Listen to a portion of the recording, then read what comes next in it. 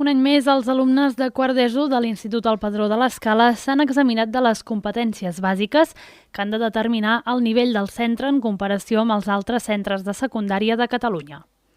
Maria Rosa Albert, directora de l'Institut El Padró.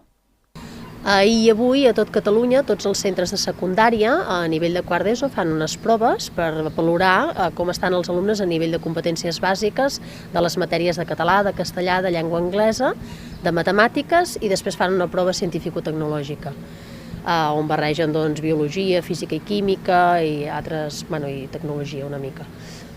Llavors les proves es reparteixen això en 2 dies i tots els alumnes que estan a quart d'ESO les fan per valorar una mica on està el seu nivell. I llavors d'aquests resultats, que després es donaran també a les famílies, ens serveixen en els centres per valorar una mica a nivell de centre com estem en comparació d'altres centres de Catalunya d'una complexitat semblant. Aquest any aquestes proves són una mica més significatives, ja que també serviran per valorar l'impacte del confinament domiciliari del curs passat i, per tant, l'aturada de les classes presencials en els alumnes.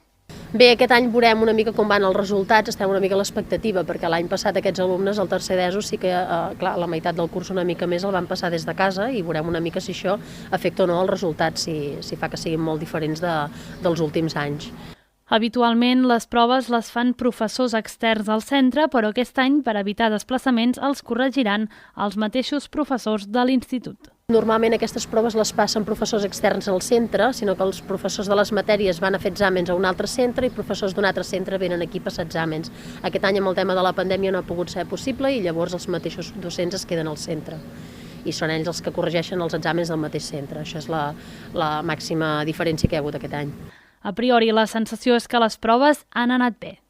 No tenim encara els resultats, els professors encara no s'han mirat en detall com han anat les diferents proves, però una mica el buidatge dels alumnes és que no eren exàmens difícils, eren bastant senzills, sobretot el d'anglès ens han dit, el de castellà em sembla que han dit que un dels 2 textos era una mica estrany, però en general la prova era fàcil, tant de català com de castellà, i on han trobat més dificultat ha estat a la científico-tecnològica, perquè els enunciats solen ser bastant llargs pel fet de ser una mica més competencials i això a vegades els hi crea una mica de dispersió, de dificultat a l'hora d'entendre de què els està preguntant aquell enunciat. No?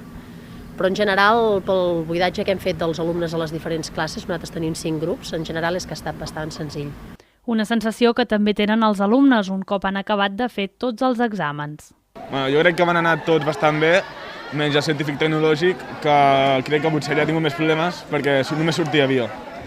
Sí, jo opino el mateix, han estat tots bastant fàcils, excepte que eren coses més tècniques i que t'havies d'en recordar més dels altres anys. Les proves els han servit també per reflexionar sobre temes d'actualitat, com ara l'impacte del turisme en l'economia catalana. Doncs que en el de català hem vist que el turisme té una gran importància a Catalunya, més del que ens esperàvem o pensàvem.